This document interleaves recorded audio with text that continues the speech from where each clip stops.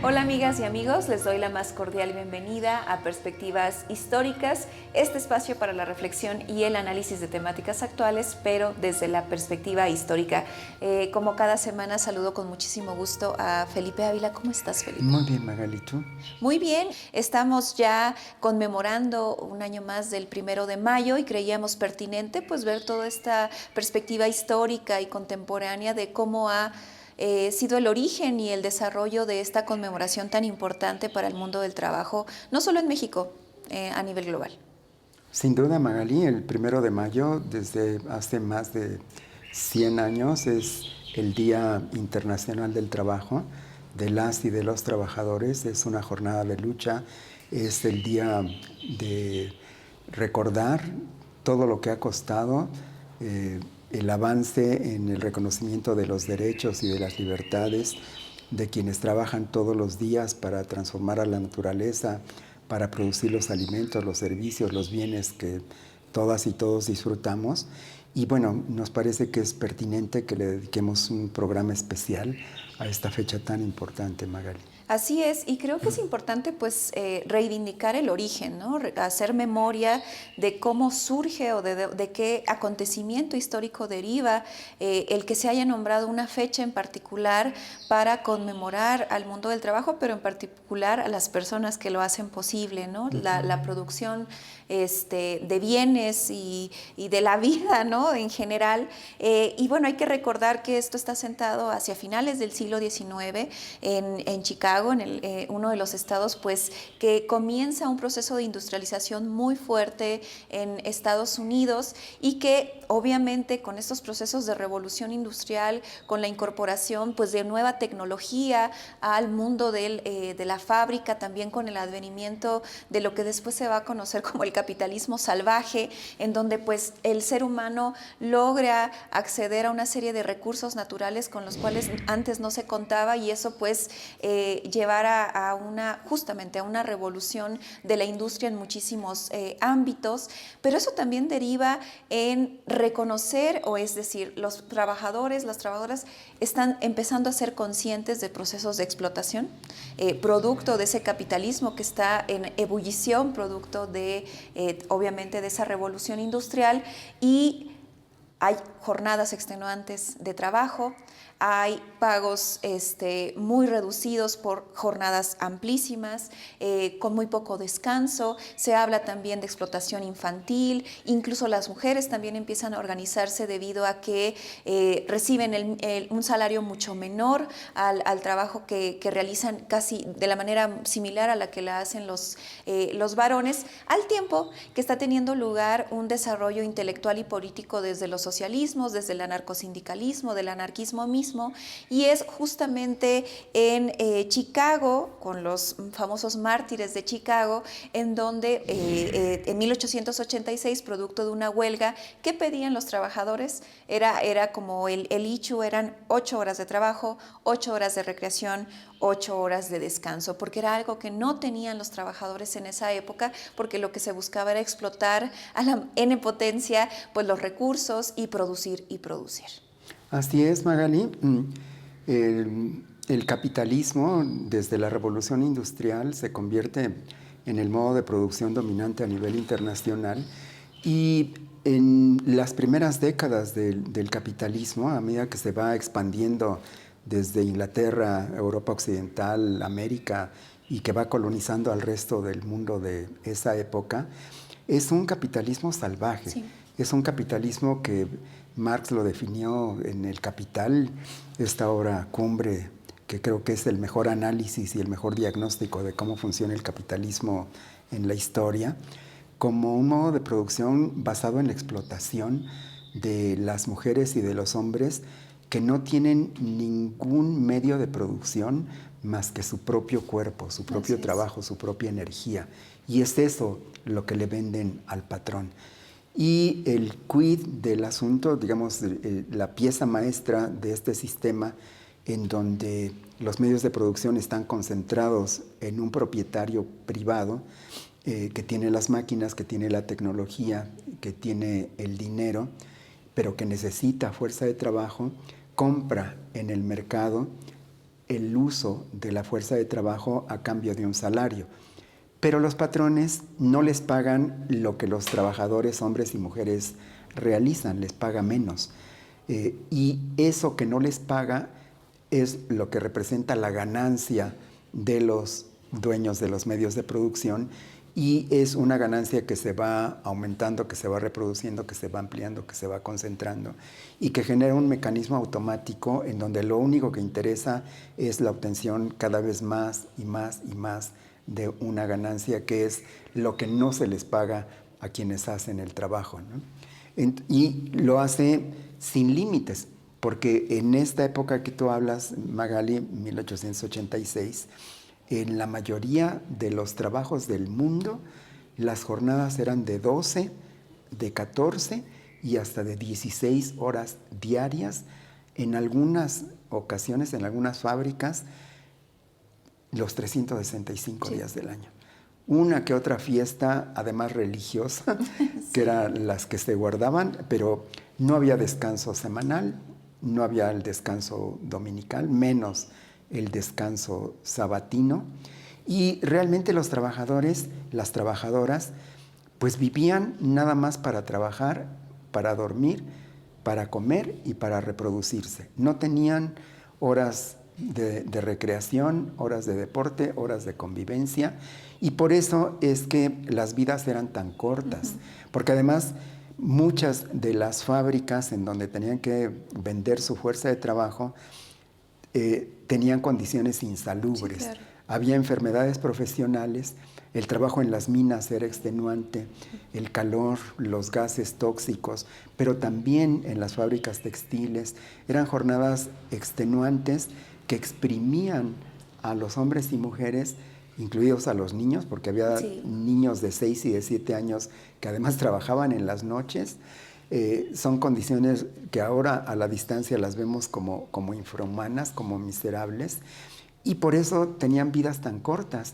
A los 40 años ya eran ancianos y no llegaban al medio siglo, morían antes, y en buena medida era por ese desgaste diario al que eran sometidos en los centros de trabajo. Por eso eran tan importantes estas demandas de jornada máxima de 8 horas, de salario mínimo, pero también que les pagaran por los accidentes de trabajo, porque si tú tenías un accidente de trabajo... Sí, el patrón no se hacía responsable. Y si quedabas mutilado o si perdías la vida, tu familia era la que se tenía que arreglar con los gastos que eso significaba. Entonces, estas condiciones que ahora nos parecen infrahumanas eran las prevalecientes a fines del siglo XIX y todavía muy comenzado el siglo XX en prácticamente todo el planeta. Sí, y eso, digo, todo esto que nos estás compartiendo, que es producto de un análisis, pues que hoy podemos hablar marxista, ¿no? Socialista, de las problemáticas del trabajo, en realidad son derivados de figuras que están empezando a reflexionar justamente al respecto y que le están poniendo nombre además a todas las prácticas, ¿no?, de explotación a las que están expuestos las y los trabajadores en el mundo, ¿no?, del trabajo. Y por eso es muy importante decir ¿desde dónde sale la conmemoración? Es decir, tiene lugar la masacre en Haymarket, en Chicago, en donde no se tiene claro cuántas personas murieron producto de una bomba que es adjudicada a un grupo de anarquistas. Nunca hay claridad, ni siquiera no se logra comprobar que estas 8 personas que fueron detenidas, que estaban como organizadores de la huelga de esta fábrica en Chicago, y al final de cuentas pues también se vuelven en mártires, ¿no? Como parte de los mártires. Los asesinan, los ejecutan. Exactamente. Y al final de cuentas es la segunda internacional que está conformada por partidos socialistas, liderazgos de obreros que se reúnen en París en 1889, y entre las miles de temas que discuten sobre el mundo del trabajo en ese entonces, ponen sobre la mesa nombrar un día para hacer honor a estos mártires de Chicago, pero también a la lucha de las y los trabajadores en el mundo del trabajo. Y eso me parece que es un elemento importante, porque a veces se pierde el foco, como pasa también con el movimiento feminista. Es decir, las conmemoraciones más importantes que tenemos hoy en día en lo que tiene que ver con el feminismo, pero también con la conmemoración de las luchas y de las y los trabajadores, proviene del socialismo, es decir, de las ideas que van a dar sentido a la izquierda. Y bueno, vamos a hacer una pequeña pausa justamente para conocer un poco más acerca de esta huelga en Chicago, que da paso a imaginar una conmemoración del 1 de mayo.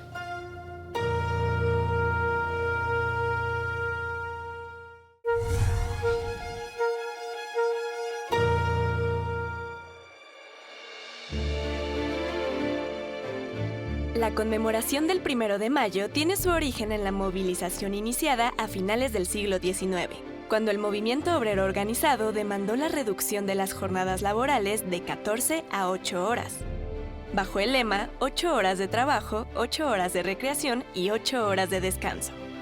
Hacia 1884, la Federación de Gremios y Sindicatos acordó que esta jornada legal debería entrar en vigor el 1 de mayo de 1886. En ese contexto, cerca de 200,000 trabajadores iniciaron una huelga general en Estados Unidos, con Chicago como el principal centro de las movilizaciones.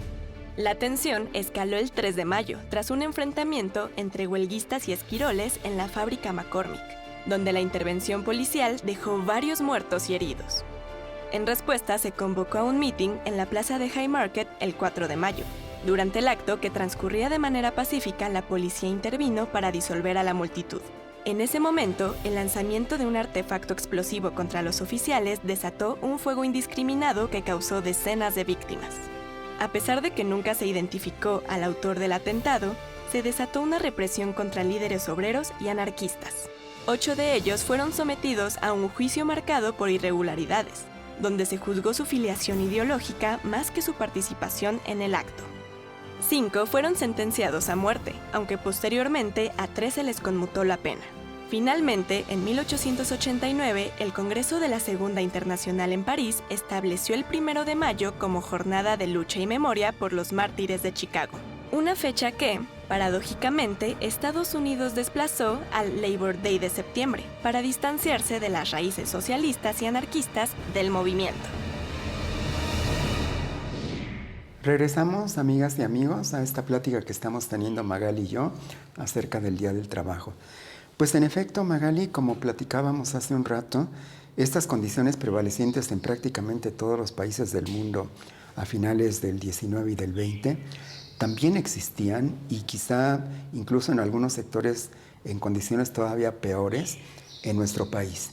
El movimiento obrero, el movimiento artesanal de hombres y mujeres que trabajan todos los días en fábricas, en empresas, en comercios, comienza a organizarse también desde la segunda mitad del siglo XIX, y para comenzar el siglo XX hay ya uniones de trabajadores que tratan de defenderse, de agruparse, de pactar con sus patrones mejores condiciones laborales. Se ven obligados a hacer huelgas, y estas huelgas son brutalmente reprimidas. Las más emblemáticas, pero no las únicas, son las de Cananea y de Río Blanco en 1906-1907, que son masacradas por la fuerza pública. Y viene la revolución, y la Revolución Mexicana sirve para que las y los trabajadores retomen sus iniciativas de organización, de movilización y de lucha, y hay un gran auge de huelgas durante el gobierno de Francisco I. Madero. En 1912 hay huelgas por todos los estados de la República, las más importantes son las textiles, surgen nuevas organizaciones obreras, surgen periódicos, hay corrientes que se identifican como anarcosindicalistas o como anarquistas, también las primeras organizaciones socialistas dentro del mundo del trabajo surgen en esos años, y se funda una organización en 1912 que va a ser emblemática, que es la Casa del Obrero Mundial, que tiene una orientación anarcosindicalista, y es esta organización la que convoca por primera vez el 1 de mayo de 1913 para que se celebre por primera vez en México el Día del Trabajo, en condiciones dificilísimas, porque Madero ya ha sido derrocado y asesinado por Victoriano Huerta, hay un gobierno dictatorial, y sin embargo, quienes deciden organizar esa primera movilización de trabajadores no se detienen ante las posibilidades de la represión, y es así como en 1913 surge y se organiza la primera manifestación por el 1 de mayo. Sí, y creo que es importante retomar el tema, el proceso de la Revolución Mexicana, porque además lo mismo que ocurre con otros procesos revolucionarios, pues pone como particularidades, ¿no?, al problema obrero. Resulta que en México también están los campesinos, y eso de alguna manera es una forma en la que nos permite amplificar la lupa, en la que entendemos la forma en la que se da la explotación. Es decir, no solo se da en las fábricas con estas experiencias tan emblemáticas como la de Cananea y Río Blanco, más otras huelgas que tuvieron lugar durante el Porfiriato, sino también estamos advirtiendo para la época la explotación que se da en el campo de los campesinos, de las y los indígenas, con casos tan dramáticos como las deportaciones de yaquis que van a tener lugar durante el gobierno de Porfirio Díaz hacia Yucatán. Es decir, además del tema de lo que está ocurriendo en ese proceso de industrialización en México, que es el que se muestra hacia el exterior, hacia el mundo, pero lo que está en las entrañas, en el México profundo, pues es la gravedad de la explotación también en el mundo campesino. Ahora bien, otro aspecto que deriva de la Revolución Mexicana es la Constitución de 1917. Ya lo hemos conversado acá, no solo entre nosotros, sino también con la presencia de otras y otros colegas con quienes hemos conversado al respecto. Es decir, hay artículos de avanzada, de gran reformismo en la Constitución de 1917, ya hemos hablado de algunos de estos artículos, pero en particular está el artículo 123. Y la principal demanda que se venía arrastrando en el mundo por parte del movimiento obrero ya organizado es la de las 8 horas, ¿no? Además del salario mínimo, etcétera. Pero es algo que se posiciona en las discusiones del constituyente en Querétaro y que de alguna manera logra avanzar y que se plasme en la Constitución. Y eso creo que también luego se nos olvida, que es un aspecto muy importante a la hora de reconocer los logros, ¿no?, del movimiento obrero. Es decir, por un lado, la conmemoración no es una concesión gubernamental, es producto de la organización obrera y de las ideas del socialismo y del anarquismo. Y por el otro, esos logros y esas reformas que se consiguen en esos pactos sociales, producto, en este caso, de una revolución, también es producto de la lucha de los obreros. Sin duda, Magali, tienes toda la razón. El artículo 123, al igual que el tercero, que el 27 y que otros, son una cosa que distingue a la Revolución Mexicana y que distingue a la Constitución de 1917, porque son producto de una revolución social triunfante, que derroca un régimen y que empieza a construir uno nuevo. Y lo que define a la Constitución del 17 a nivel internacional es que es la primera Constitución que establece los derechos colectivos, los derechos a la educación, los derechos al trabajo y los derechos a la tierra, como derechos colectivos, no para individuos aislados, no para personas particulares, sino para colectividades, para ejidos, para comunidades agrarias, para la población en general, en el caso de la educación, y para las y los trabajadores que tienen derecho a organizar sindicatos, a hacer huelgas, a que tengan salario mínimo, que tengan jornada máxima, que se prohíba el trabajo infantil, que se prohíba el trabajo femenil nocturno, que las mujeres trabajadoras puedan embarazarse sin perder su empleo, que puedan maternar, que tengan 90 días para que estén con sus niños pequeños poquito antes o poco después del parto, y una serie de derechos que se van ampliando en las décadas posteriores. Pero eso no hubiera sido posible sin una revolución, sí, sin una organización sindical, sin un contrato colectivo, sin trabajadoras y trabajadores dispuestos a organizarse y a luchar por sus derechos y a salir a las calles y a seguir haciendo huelgas si no se consiguen. Y por eso es que todo el siglo XX mexicano es un siglo en donde hay una constante que es la organización, la movilización y la lucha de las y los trabajadores por hacer realidad el artículo 123, pero por ampliar esas libertades y esos derechos. Sí, creo que es un aspecto importante también esto, señalar esto que dices de cómo conforme va avanzando el siglo XX después de la Revolución, cuando ya tenemos claridad con esta nueva Constitución, ¿no?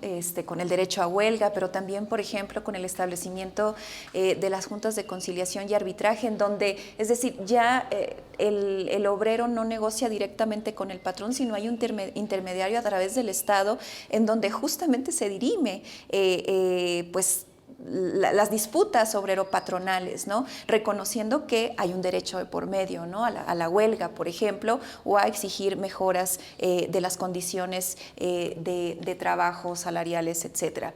Pero también me gustaría que ya hacia el cierre de esta conversación, que habláramos del sindicalismo independiente, es decir, conforme va avanzando los gobiernos de la posrevolución, de alguna manera hay una especie de corporativismo hacia los sindicatos, ¿no? Muy vinculado al partido oficial, y eso de alguna manera pues también rompe esta historia de origen, ¿no? del movimiento obrero, y que se ve reflejado después, décadas después, en los 60s, en los 70s, con un sindicalismo independiente que está luchando incluso contra lo que se le llamó el charrismo, es decir, con los líderes sindicales impuestos y con la falta de democracia en estos espacios institucionales del mundo obrero.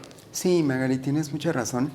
La Revolución Mexicana funda un nuevo pacto social entre la corriente que gana la revolución, que es el constitucionalismo, y más particularmente con el grupo sonorense, con Obregón, Calles y de la Huerta, que son los verdaderos triunfadores de la revolución y que establecen una alianza estratégica con lo más organizado del movimiento obrero, particularmente con la Confederación Regional Obrero Mexicana. Entonces, hay un Estado revolucionario surgido de una revolución con un gobierno legítimo que hace una alianza con las y los trabajadores, que les ofrece solucionar sus demandas, que les da representación política, pero también que los subordina. Es un acto fundacional en donde el Estado se legitima, pero las y los trabajadores obtienen concesiones que son muy importantes y el reconocimiento legal como interlocutores. Cuando hay gobiernos afines a las y los trabajadores, como el caso del presidente Lázaro Cárdenas, esa alianza es muy positiva. Y fructífera. Porque tienen enormes ganancias, enormes conquistas que son reconocidas por el gobierno, un gobierno que se identifica con las y con los trabajadores. Pero sin embargo, ¿qué pasa cuando los gobiernos no tienen esta identificación y más bien se van convirtiendo en algo ajeno o en algo opuesto a las y a los trabajadores, que es lo que comienza a ocurrir en México a partir de 1940? Esas centrales oficiales apoyadas desde el gobierno se convierten no en representantes de las y los trabajadores, sino que se convierten en representantes de los gobiernos, cada vez más alejados de los principios de la revolución, pero también se convierten en aliados estratégicos de los patrones, en traidores a su clase. Y esto es lo que vemos en los 50, en los 60, en los 70, en los 80 y después también del siglo pasado, que es lo que se conoce como el charrismo sindical, en donde hay centrales obreras que apoyan al gobierno, que son parte del gobierno, pero que no representan a las y a los trabajadores. Y por eso es que surge un sindicalismo independiente que tiene una enorme importancia en la década de 1970 y 1980 y que fue brutalmente golpeado por los gobiernos neoliberales. Creo que dejar estas coordenadas para pensar en la conmemoración pues siempre es muy importante para hacer memoria. Les agradecemos mucho su compañía y no nos queda más que invitarles a que nos acompañen la próxima semana en una emisión más de Perspectivas Históricas.